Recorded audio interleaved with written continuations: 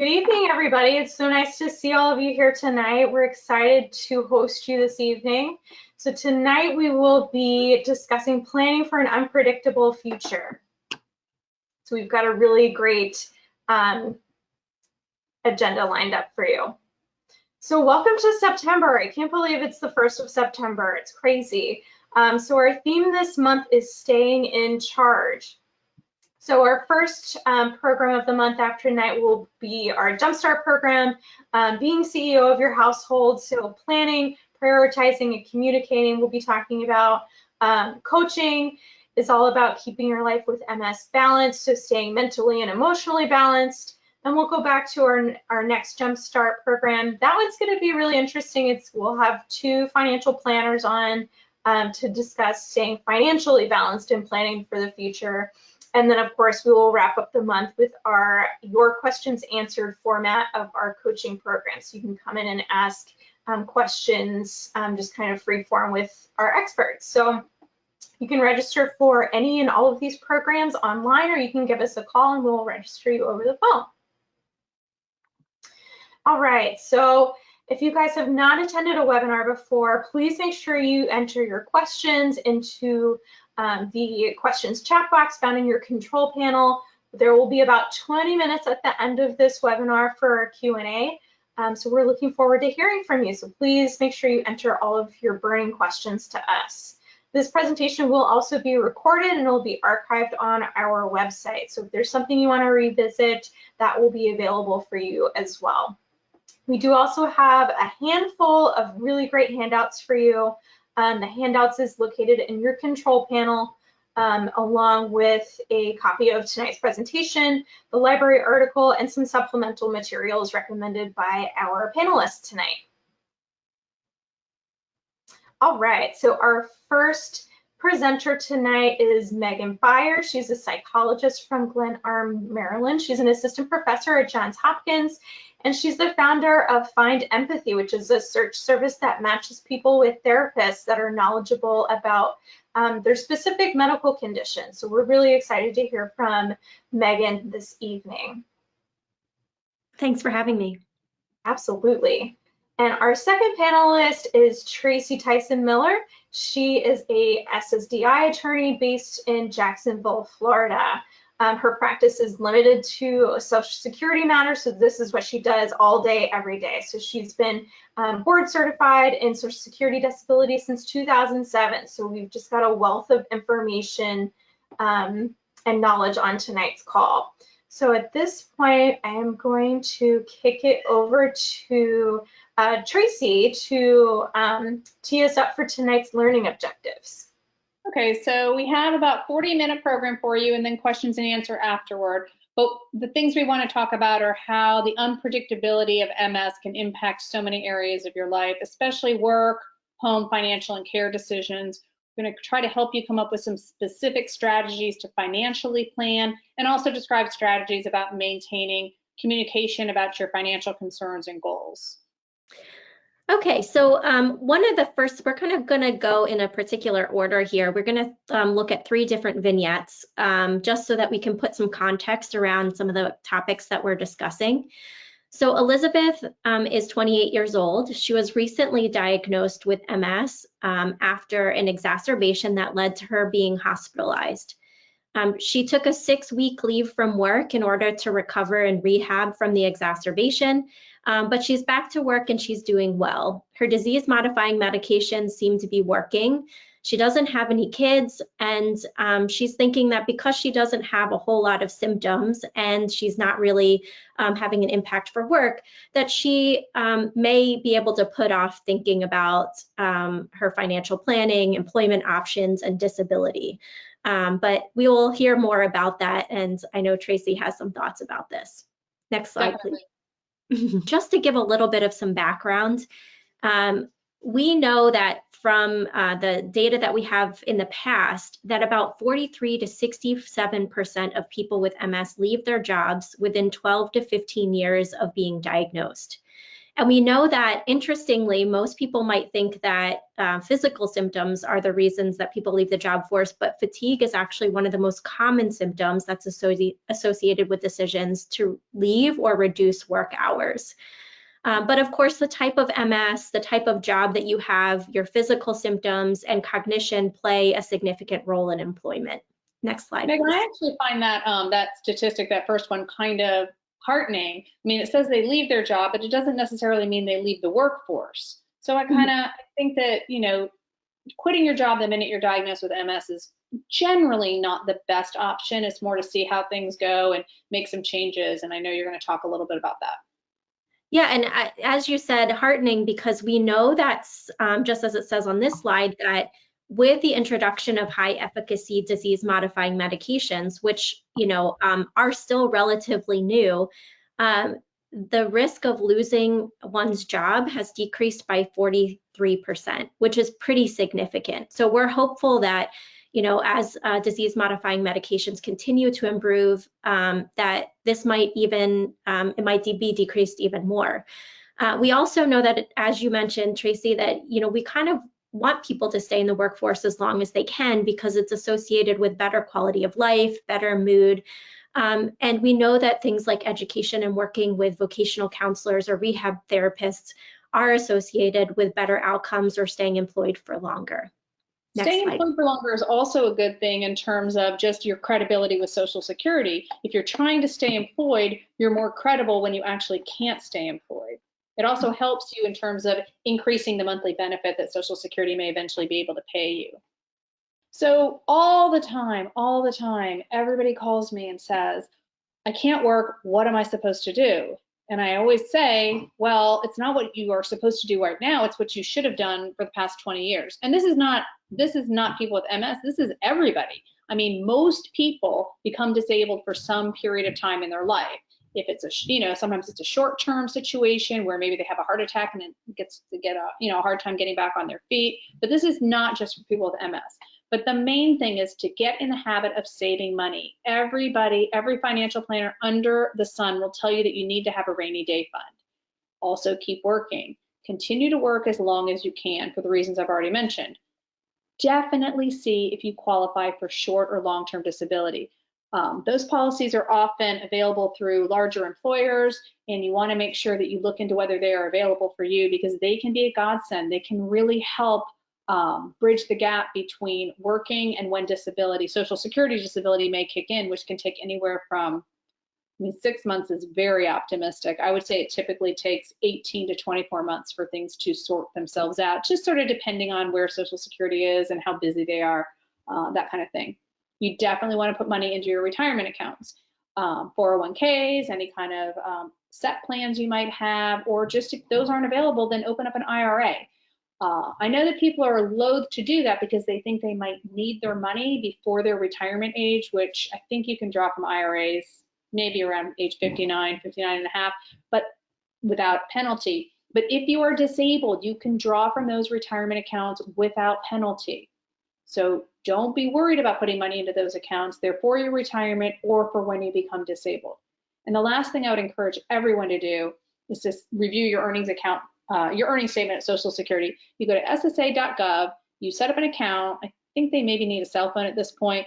So I think they might have asked me for a driver's license the last time I tried to help somebody do it. But you can see every year of your earnings. You can see how much you will receive if you retire. You can see how much you will receive if you become disabled. You can see how much your children may receive if they are minors when you become disabled, or also when you retire. But it's a great thing to have. You can also review your earnings. I would encourage people to review them yearly because you have 3 years to amend the earnings statement if it's incorrect. Sometimes employers just don't pay taxes on the earnings. They withhold it from your account, from your check, and they don't pay taxes on it. But if you have a W-2, you can turn that in and fix your earnings statement. I've had to fix mine one time, but it was a minor error, and they think they'd attributed some income of my husband's to me or me to my husband or something like that. But it was sorted out pretty easily with the tax return. What's the next slide? Okay, this is Megan. Yeah, so we're talking about sort of pre-planning, and you know, many people that I talk to sometimes really struggle to think about the future. There's a little bit of some hesitancy to talk about going on disability or leaving your job, especially if that's a really big part of your identity. But one thing I wanted to highlight here is that pre-planning really puts you in the driver's seat. It makes you more in control of the situation. It gives you opportunity to explore lots of options and to seek out help and advice from whoever you want to do that. If you wait until you're in crisis, you tend to have less control. Maybe sometimes you're having people make decisions for you, which many of us don't want, and you don't get a lot of time to explore and plan and seek advice from outside people. So if you can do any sort of pre-planning, and we'll get into people who are further along in their diagnosis or have been living with it for longer, but if you're in the place where you can pre-plan, it's really important to have these conversations even if they're uncomfortable. Next slide, please. So this one is an interactive poll. We want to know if you are unable to work, what would be one of your biggest concerns? Would it be financial pressures? Would it be a lack of purpose? Would you just feel bored?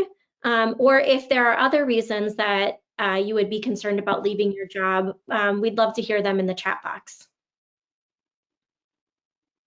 So yeah, so it looks like, and this is very common, I'm sure Tracy, you hear this as well, financial pressures were the biggest concern, as well as lack of purpose. Yeah, life is expensive.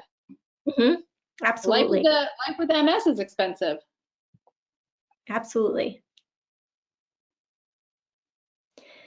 So as I highlighted, there are some barriers to pre-planning, and part of it might be sort of this purpose part, which about a fourth of the people in the audience said was a concern for them. Many people I talk to feel like their vocation is part of their identity. It's kind of part of who they are. And if they had to lose their job, it might be a feeling of MS is winning, or it might be a feeling that you're losing part of yourself. And so we want to really pay attention to that and know if that's getting in the way of you thinking about planning. Feeling defeated, so I don't know how to do any other job, or I won't make the same salary. So those kinds of fears and worries really get in the way of thinking about alternatives to the career that you're in right now. And some people kind of just feel like, hey, I don't need to think about this right now. This isn't an issue for me. I got lots of kids. I have parents that I'm taking care of. I have too many medical appointments. Life gets in the way. I really just don't have time to plan for this right now. So those are things that I hear frequently. I don't know if there's any that you've heard, Tracy, that are outside of this. No, those are pretty common, but I would just say people who don't have time should just put some time on the calendar. I mean, even if it's just, one Saturday, you sit down and think about just write down the things you could be doing, like write down, check earning statement, call financial planner, ask employer about disability policies. I mean, there's a lot of tips in here, and you just need to sort of make a list and check it off a little bit at a time. I mean, it's just like any project. If you take small bites out of it, eventually you will finish the list, and hopefully you'll finish the list before you're in crisis. Right. Okay, next slide, please. So some ideas for the barriers that I just highlighted are, this is a kind of a values exercise that I do with many of the people that I work with, which is, if your job is your identity, what do you love about that job? What is important about it? So if, as me as a psychologist, one of the things I love about my job is being able to help people, hearing about people's lives, and really connecting with people. But you can tell immediately from those themes that I could probably do those themes in other jobs, or even in things like volunteer work, or even with connecting with friends and family. So we want to get to the core of our values and why your job highlights those values. What else is important to you? What else brings you meaning and joy? Start thinking about this earlier too, if you can. And are there ways that you can use some of these values or these cores in a slightly different way? Seek out resources. So work with speech pathology, work with vocational rehab. Vocational rehab are professionals that can help you navigate things like accommodations or leaving your job, or even switching careers. there's lots of things popping up these days. There's places where they're looking to recruit people that have disabilities or that want more flexible jobs. So an organization called Chronically Capable is being used by a few of my patients to find new jobs that fit their needs better now. Also, meet with your physician team regularly so that you can report your symptoms, request regular neurologic exams, and get a neuropsychological evaluation if you develop cognitive issues, or even sometimes as a baseline so that you can compare to that baseline later on if you need it sometime down the road. Next slide. Our next vignette is about somebody who is starting to experience some symptoms. So Sarah is 54 years old. She's always had stellar performance reviews and was promoted to the head of her department approximately 2 years ago. Over the last year, she started forgetting tasks, missing meetings, can't seem to get organized, and her boss has started to notice and comment on it. She's unsure if her challenges are related to the new job that she was promoted to, MS, both, maybe even aging. I hear that a lot too. And her family relies on her income, and she really didn't do a lot to plan. So now the question is, what should she do? That's a tricky one. So when Tracy mentioned earlier, keep working, one way to do that is to really think about accommodations. Your employer is required to make reasonable accommodations, and I'll highlight the last point here, which is there's an organization called the Job Accommodation Network, askjan.org, which you can put in any of your symptoms and it will populate different reasonable accommodations that you could then ask your employer for. Examples of reasonable accommodations are having a private office or using noise canceling headphones if you get easily distracted or have cognitive problems. Being provided talk to text technology like Dragon dictation, or having an office near the bathroom to help with issues of incontinence. With fatigue, I usually help my patients ask for things like getting regular breaks or working from home. And now in the world of post-COVID, there are much more opportunities to be able to telework or work from home that can reduce fatigue, cognitive challenges, etc. So these are just a few. Oh, yeah, go ahead. I was just going to jump in and say that although employers are typically required to provide accommodations if they fall under the ADA, which I think might mean that they have a certain number of employees. I don't want to get too deep into that because I don't know. But I will say that the longer term employers are more likely to provide accommodations than an employer that you've had for 4 months. Mm-hmm. So, you know, make sure that if it's possible for you to stay in a job and that you're enjoying, to, you know, to just know that your employer probably values you and will want to help you out for as long as they can. I have seen people pay employees for long periods of time. I've seen them, you know, just go to extraordinary measures. They've had nap rooms. Teachers have had teachers' aides that come in and help sometimes. I mean, it can be incredible the amount of accommodation a long-term employer can provide. So just sort of weigh that when you're thinking about jumping jobs and where you are in your disease process. Absolutely. I've also seen people who have the opposite experience where their employer is not super supportive. And in some of those cases, you know, I think it's helpful to really think about your boss and your employer. You probably have gotten a flavor for them if you've worked for them long enough to know whether or not they are open to asking for certain accommodations. And if you're not sure, sometimes working with a vocational counselor can help you navigate those waters. Also, the Job Accommodation Network does have lawyers on staff, and you can sometimes have a free consultation with them if you're not sure whether you should disclose your diagnosis or not. And none of these conversations are easy. I promise you that. Nobody likes to have an uncomfortable conversation with anybody. I mean, I don't even like to tell my kids to, you know, clean up the kitchen when I can do it myself. And that's a pretty mild, uncomfortable conversation when everything's going well at the house. But I think they're important conversations to have with yourself. You need to have them with your employers. You need to have them with your partners. You may need to have them with your kids if they're old enough to understand. Yeah, absolutely. Next slide, please.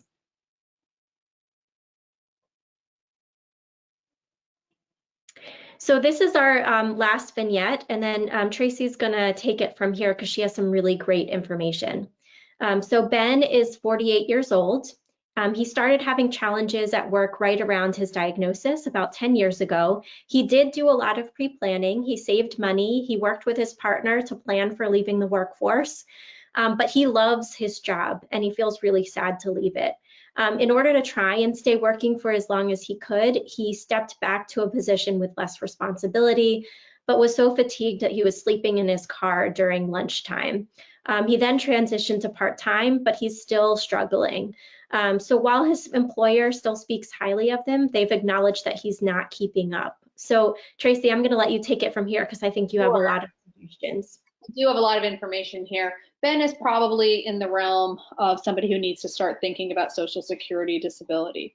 And, you know, as MS becomes more restrictive for individuals, the symptoms become more pronounced, the times between flare-ups are getting smaller.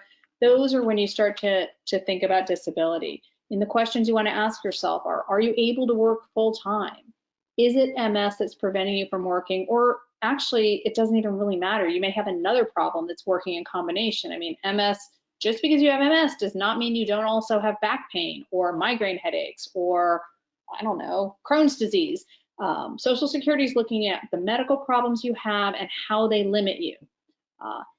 Think about whether you've noticed a decline in your work performance. If you've noticed a decline, have your employers also noticed that? Are you taking more time off than usual? Have you taken off FMLA? And has your physician mentioned that it might be better for you to stop working? Those are just the sort of questions you want to think about.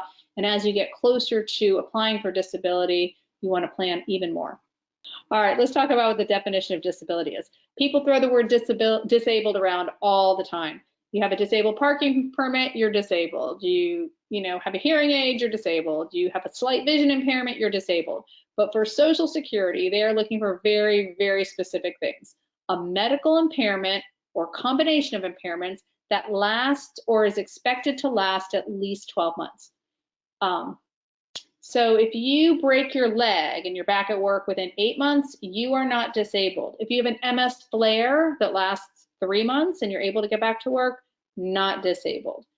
If you break your leg and you go back to work after 12 months and 1 day, you were disabled, not anymore, but you were disabled and you can get benefits for that. But you have to have a problem and the symptoms that are persistent and causing an inability to work for at least 12 months. So you're looking for symptoms and limitations that prevent work activity. You're not looking for things that sort of limit you, but you could still work. You know, I hear a lot of people who say things like, well, it's hard for me to get along with people. Well, Social Security isn't going to care about that. They're going to talk about all sorts of jobs where you really don't have to deal with people. They're really looking for limitations that are preventing work activity. My hand hurts. Well, can you still use it is the question. Not whether it hurts, but can you still use it while you're working?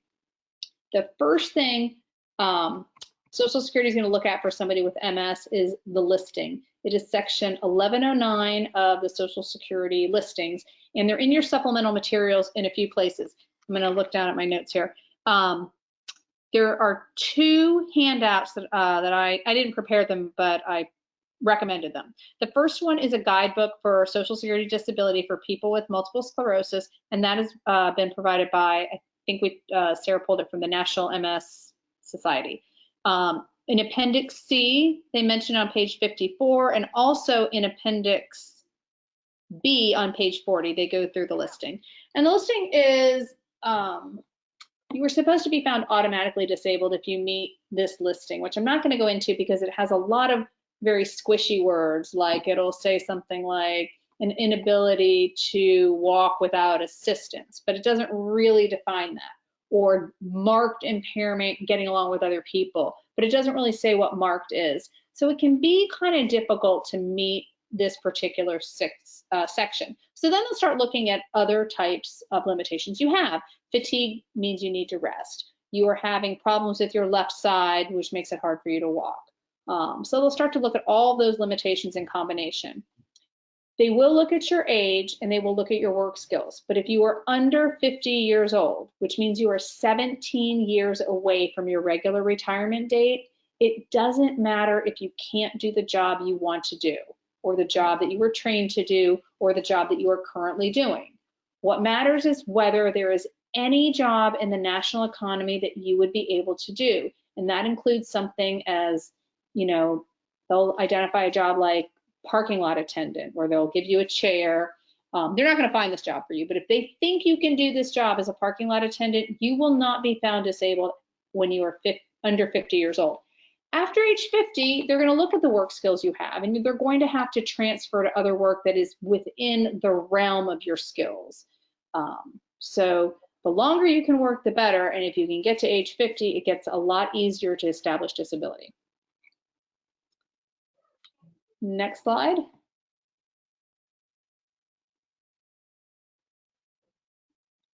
Okay, applying for Social Security disability benefits. I'm going to tell you what to expect. A ton of paperwork. It's a lot to keep track of. Some people want to hire an attorney just because they can't keep up with the paperwork, but it's just a lot of documents to gather, a lot of questions to answer, a lot of repetitive questions to answer. It typically takes between 6 and 24 months for a case to move through the administrative levels, which means an application, a denial, an appeal, a denial, and a hearing. That's usually taking 24 months. In the past, it has taken over 3 years. But for whatever reason, it's taking between 6 and 24 months, although 6 is extremely ambitious. For it to take 6 months, I would expect to see somebody in a wheelchair with cognitive problems. People who get approved at 6 months typically have problems like Lou Gehrig's disease or early onset Alzheimer's, things like that. It's not typically somebody who has MS and fatigue from that, although I do expect most people with MS to be approved somewhere down the line. Prepare for an application by reviewing your Social Security statement, gather all of your doctor's names and addresses, and definitely call an attorney. Attorneys work on a contingency basis, which means they don't get paid unless you get money from the Social Security Administration. Every single day, I talk to people for anywhere from 5 to 15 minutes who have questions for me. Some of them I end up representing, some of them I don't. I try to give all of them some measure of advice. But you can call multiple attorneys. Every time you talk to an attorney, you'll probably learn something new. I mean, I wouldn't be calling 10 or 20, but you might call a few. And if you want to hire an attorney, make sure you feel like you get along with that attorney. I get along with most of my clients, but every once in a while, a client and I kind of have a personality conflict, and they find another attorney and there's no hard feelings, and you should feel like that too. It's really important to like an attorney that you hire. General approval rates at the initial level, 38% of people are approved. Many people believe that everybody gets denied. That is simply untrue. 38% of people are getting approved. I have people who are getting approved. I think I've won 2 recent MS cases at the initial level. We pulled things together and it was great. But more often than not, I see older people and people who have had very heavy jobs, like a road construction worker who now has hip replacement. That would be a typical initial application approval. But don't despair. 14% of people are paid at the next level, and 51% of people are paid at the hearing level. Don't try to add those numbers up, because not everyone who is denied actually appeals the case. So if you try to add those up, it's not going to work. It's 51% of the people who go to a hearing and 14% of the people who appeal the initial denial. Next step. Slide. Not step, slide. Okay, this is the hardest topic. This is the hardest topic that I ever have to address. Can I still work while I'm applying for disability? Can I still work while I'm receiving disability? There is no one answer. That is the problem, and that's why it's hard. When you are applying for disability, it is what you're asking the government to do is to give you some income because you cannot work. It is an income replacement system. So let's just say you're working at some dream job where you're earning $100,000 a year, and you can't do that anymore. And I tell you it's going to take 6 to 24 months, and you say, well, I found something I can do, but I'm only going to earn $25,000 a year. I am going to tell you that you will not qualify for disability, because $25,000 is simply too much money. Social Security can maybe look over, I guess I should overlook about $13,000 a year, maybe $13,500. There's a set number, but it doesn't just work with the set number, because they're also looking at what it takes in terms of your effort to obtain that income. So you just have to be very careful while you have an application pending. I typically like to see people who are working sporadically on an as-needed basis, something along the lines of a substitute teacher or someone who's filling in, or maybe somebody working for a family member who's, giving them a lot of slack and generally earning $500 to $600 a month, maybe $700 or $800 a month, and that's all pre-tax money. It's not what you're taking home, it's pre-tax. Now, after Social Security disability benefits have been approved, there's a little bit more leeway, there's more specific numbers, but even then, I really don't like seeing people earn more than about $750 to $1,000 a month, but I have much more guidance for people who actually are getting a check, because the rules are just a little firmer, and you're not hoping a judge is overlooking what you're doing, which is really what you're hoping when you're working while disabled. I prefer to people don't work, but that's not the reality. And I have to deal with the reality of my clients, which is some of them have to do something because they need to feed their children or pay for their health insurance or whatnot. So it's a very, very tricky issue, but I normally wouldn't get into this, but I know it's a very common question, so I went ahead and added it. Yeah, it's one I hear all the time, so I'm glad that you addressed it, Tracy. All the time. Yeah. Do you remember the next slide? Yeah, sorry, there's a lag. So the next slide is about leaving the workforce. Okay, I think I was Megan. Yeah. This slide, when we get to it, is really about what to start doing once you've decided to leave the workforce, or once you've been approved for Social Security disability or long-term disability. So many times when I work with people, if they are transitioning out of work, I really talk to them about making sure they have a plan for what their time looks like. And this is a conversation I would have with anybody, even if they were just retiring, but especially if you have multiple sclerosis. So we know that keeping your mind active and engaged can help you maintain your cognitive functioning. And if people don't exercise their brain, then they tend to see more declines in cognition. So what do I mean by keeping your mind active and engaged? That means using your brain. So that could be going to a museum and thinking about what you're seeing. That could be watching a documentary and talking to a friend or a family member about it. That could be reading. That could be learning a language. It could be knitting and crocheting. It could be, I have one client that I work with who does a lot of gardening and artwork. So all of those things are examples, but we want to make sure that we're picking activities that keep your mind active and engaged. These things can also give you a sense of purpose and can help with your mood. And when we're thinking about purpose, I brought that up before, we want to start engaging in activities outside of your job that do bring you a sense of purpose. So that might be doing a little bit of volunteer work, even if it's just a tiny bit once a month. It could be that you are talking to your grandkids more often. That could be lots of things, but really the idea is we want to find something that gives you purpose, that gives you joy, so that you're filling your days. I also really encourage people to structure your day so that you're getting up, you're getting dressed, you're engaging in some form of activity. Maybe you're building in rest breaks to deal with that fatigue. But you are structuring your day so that you don't wake up each morning going, oh, I don't know what to do today. Finally, I think, the other thing that I talk about is that it is really important to, work with a mental health provider or your rehab team or your medical team if you're not quite sure what to do with your day or you're still having a lot of fatigue. And they can also help you get into exercise routines to keep your body as physically active. I know for myself, even just being home from COVID and working from home, I'm walking a lot less than I used to. And that has had an impact. Same thing with MS, maybe even definitely even more so. So if you're less active, you're not moving as much, whatever that means, because you're staying home more frequently, that could be helpful for fatigue, but it could also lead to more physical decline. So you want to make sure you're being as active as you can physically and mentally. And if you're not sure how to do that, work with a rehab team to do that. I'm not sure if you have anything else to add there, Tracy. Yeah, I just want to I just want to wrap up a little bit by saying that I know that people who have MS and other problems may feel really alone, but that these are problems we all face. I wonder what I'm going to do when I retire. I wonder if I'm going to be able to keep working as long as I want to. These are things that we're all in this together.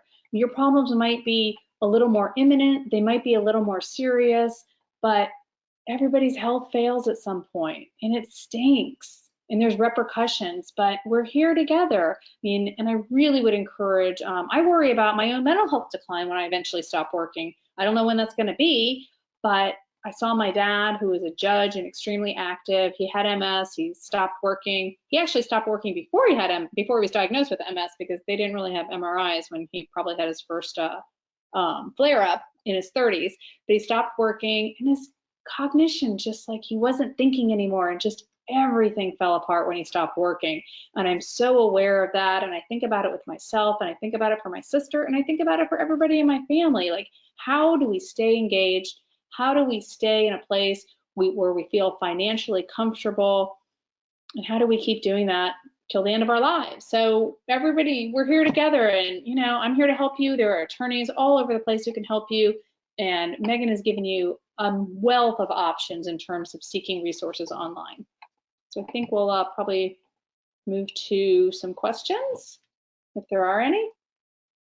Yes, so we will move into the Q&A portion at this point. I apologize, I'm having some connectivity issues over here, so hopefully you guys are able to see me and hear me. But we did get lots of really great questions in. We do actually, Tracy, have a pretty sizable contingency from Canada. So I don't know if you have any knowledge about the system over there. If you can speak to that. I don't know too much about Canada, but I do know that if Canadian people have worked in America, there's some sort of a totalization agreement where you can draw benefits either from both, or maybe you draw from Canada and they get money from the United States, or vice versa. We have one of those, I think, with a few other countries, but I definitely know we have one in Canada. But I do not know I don't know anything about Canadian disability. I would just assume that it's a country that's slightly better than ours, so they probably have a lot better options in terms of like social services. Not 100% better. I mean, you've got hockey, that's good. We do have another question about, we had a really great question from one person about how to get cognitive testing approved. Megan, that's obviously a you question. She's wanting to, I'm assuming, get that done so that they can document over time. Do you have any tips for getting those tests approved? Yeah, so I think sometimes this is a problem if you don't have any documented cognitive problems, or if your referring provider, so if your neurologist refers you to a neuropsychologist and they don't say it's for cognitive problems or cognitive decline, then sometimes it gets denied. There are certain insurance companies that just don't do great with neuropsych assessments. But you can do a couple of different things. You can ask your provider to do something called a peer-to-peer, which means that they will call the insurance company and speak with one of their representatives and give a rationale for why they think it's important. And some of the rationales that we typically do when we do a peer-to-peer is that 65% of people with MS experience cognitive problems, and 33% of those are at the time of diagnosis. So it's important for us to know and track cognition over time. So getting a neuropsychological assessment is very imperative. And also the national guidelines are that each person with MS get at least a yearly screening, as well as an in-depth assessment if they're having any impact on day-to-day function. So you can, the National MS Society has a guidelines paper that you can send to your insurance company. If that's not enough, sometimes getting a screening through your neurologist or your primary care provider can give some rationale for why a more in-depth test is possible. So So most of the time for MS, that's getting a 90-second processing speed test called the Symbol Digit Modalities Test, or something like the MOCA. So those are some examples that, if you are demonstrating any sort of difficulty, it gives even more rationale for why you should have a cognitive assessment. Awesome. Thank you for answering that. That's a really important question. So Megan, there were a few questions in here about, about retraining programs or programs to help people work from home. I know you touched on that a little bit. Can you expand on that a little, maybe? Sure. Yeah. So a lot of times, I think working with a vocational rehab therapist is really helpful because they are the experts in helping somebody retrain. If there's not a vocational rehab therapist, and you can find them either through, there's a state disabilities. So often there's a state disability office that will have vocational rehab therapists available. And their goal is to keep people employed and to find jobs for them. If that's not available to you, sometimes local academic medical centers will have vocational rehab therapists. And now with telemedicine, there's more and more people who are doing it virtually, so you can get access to that. If those are not possible, then I would say work with your traditional rehab therapist. So something like a speech pathologist or even a neuropsychologist or what's called a rehabilitation psychologist. Because those psychologists, so I'm a rehabilitation psychologist. I work with people frequently on how to transition in and out of work and also kind of how to think about other careers. I then would also switch to thinking about some of these online organizations that are popping up, like Chronically Capable, and there are others like this. There's a person with MS, I think Kathy Regan, who has the FUMS podcast and website, and she talks a lot about transitioning out of your traditional career into a new career and gives lots of resources for how people do that. So if you can look for people who have done it, and there's lots of bloggers and things like that out there who are talking about how they're transitioning, that can also give you some ideas for what might be a good fit for you. There's a question from one person who said that she went on leave after she had her son. She is an elementary school teacher, but during that time frame that she was out raising a small child, she was diagnosed with MS. No longer has the ability to do the job that she was able to do before. She's over 50 now, but she's been out of the workforce for 8 years. Would she still be able to get disability? She has no quarters of coverage currently. You have to have worked 5 out of the last 10 years. So my best advice for people who are in this situation is to try to find some minimal employment to get your quarters of coverage up. You don't have to work very much to gain those quarters of coverage, but I'd be happy to talk to her individually if you want to give her my email. But typically a quarter of coverage costs in terms of earnings.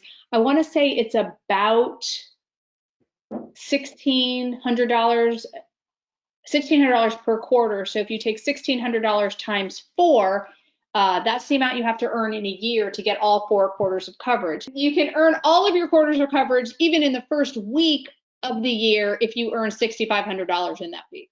So I'd be happy to talk to anybody who feels like they've has some lapse in quarters of coverage and go over specifically what would need to be done. Best thing, get your Social Security earnings statement. And so what about their spouses? How does applying for SSDI, if their spouse is working, how does that affect that? Your spouse's work does not affect your ability to draw disability benefits.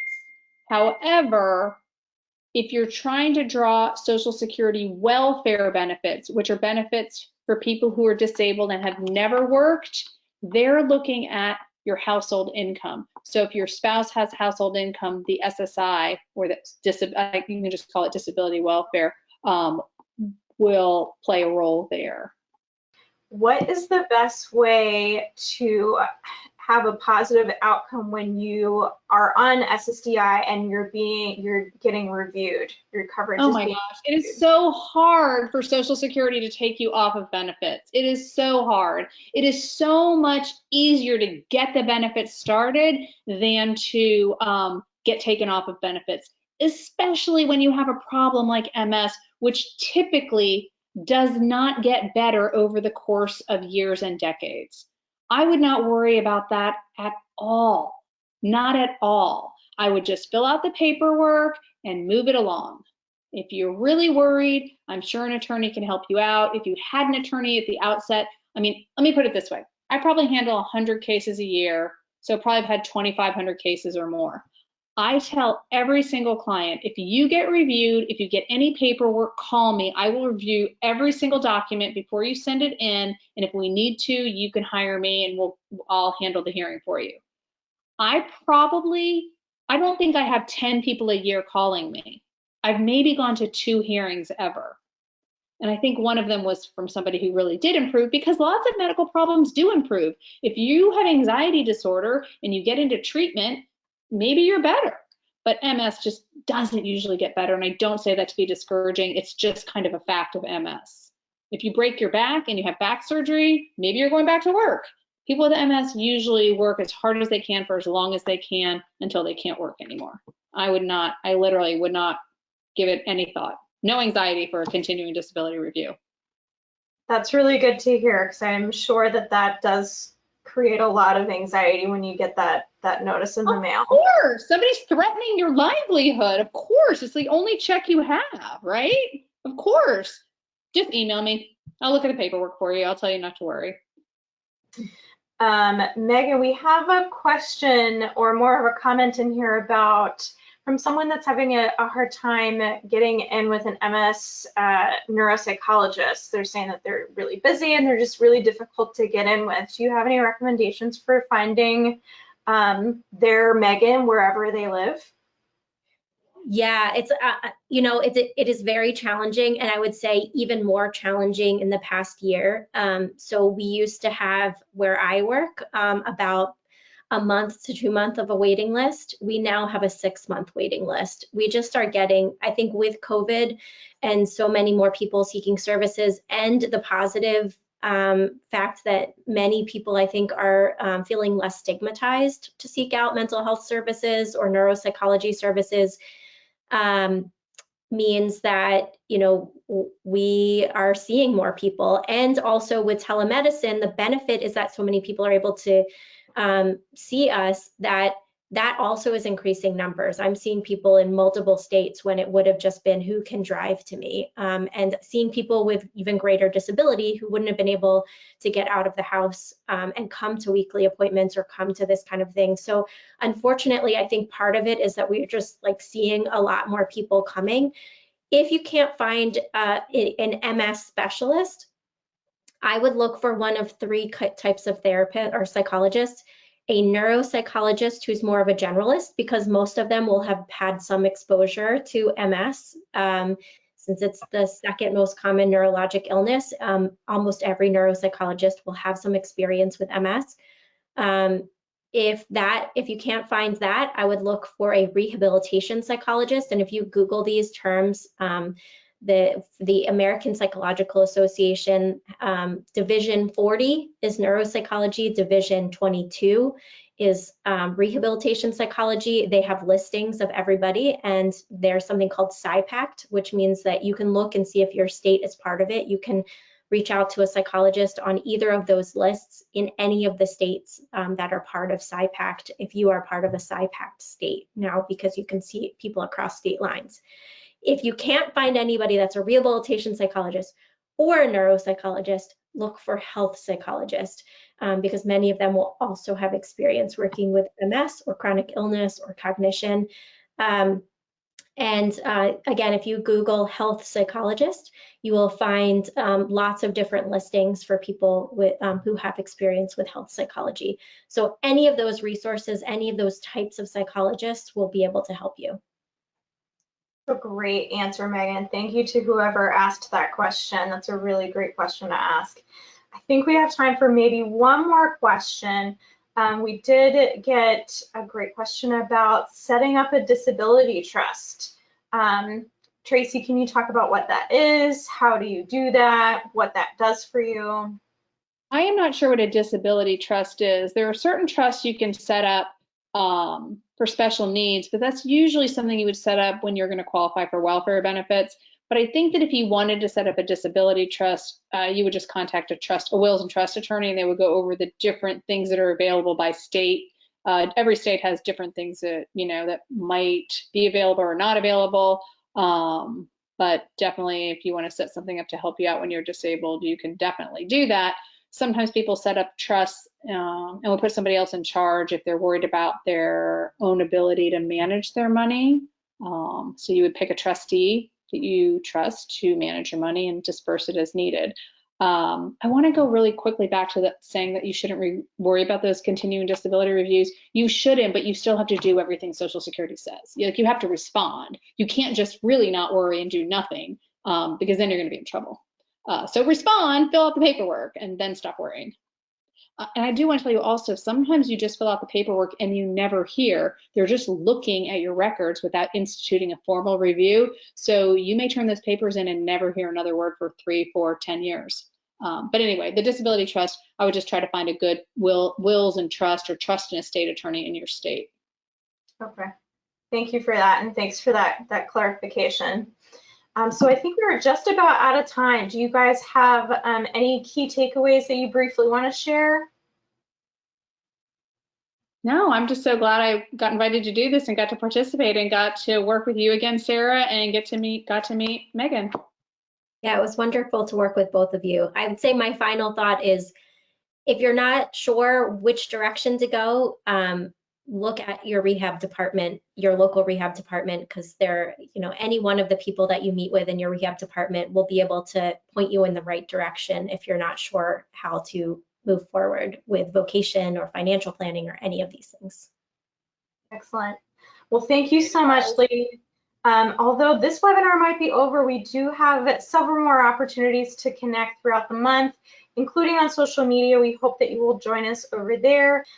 Next month, we are going to be focusing on our webinar for next month is going to be focused on staying physically and emotionally well this winter. So I can't believe that we're talking about winter already, but we are getting prepared. So make sure you tune in for our next webinar Wednesday.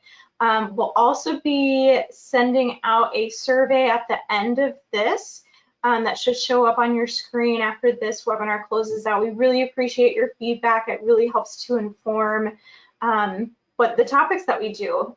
So we really appreciate your feedback if you have some time to complete that survey. Other than that, I hope you all have a fantastic rest of your evening, and we hope to see you at another program really soon. Bye, everybody. Bye. Bye.